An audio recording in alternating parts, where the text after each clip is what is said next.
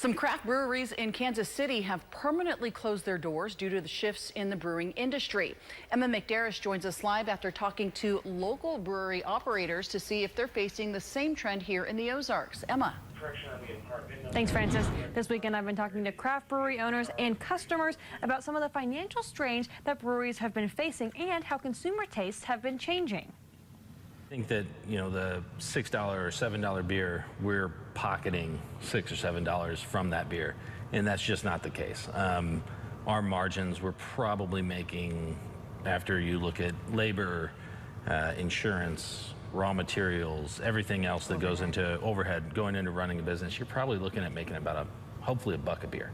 Carol McLeod owns Holdfast Brewing in Springfield. She says even with recent tax cuts for crafting malt liquor in the state, tariffs are hurting the small businesses. Aluminum for our cans, our grains can come from Canada, Europe. Some of our hops come from Europe, Australia, South Africa. So really, it's the tariffs that are really hurting. And Jake and Jen Densing, the owners of Great Escape Beer Works and Republic, say recipe differences between their craft beer and domestic beer can make craft breweries special. They say this can often lead them to also have higher prices. Well, our beer, first and foremost, I think is made with the highest quality. Not only ingredients, but just even the approach is very clean, is very thoughtful. McLeod says some of the recent brewery closures are likely due to owners not adapting to consumer taste, such as increasing demand for non-alcoholic beer. a business owner, you always have to be ahead of the curve. And we've had NA products since we started, and gluten-free. And we don't carry just one style. Both the Densings and McLeod says breweries provide an important community space that restaurants and bars don't provide.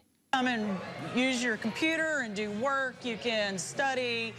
You can play card games with your friends.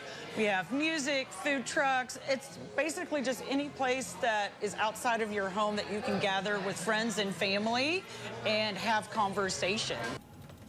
Breweries are also looking at bringing in or making their own food, bringing in live music and events as additional workload and expenses for their businesses. Reporting live in the newsroom, Emma McDarris, KY3 News. Emma, thank you.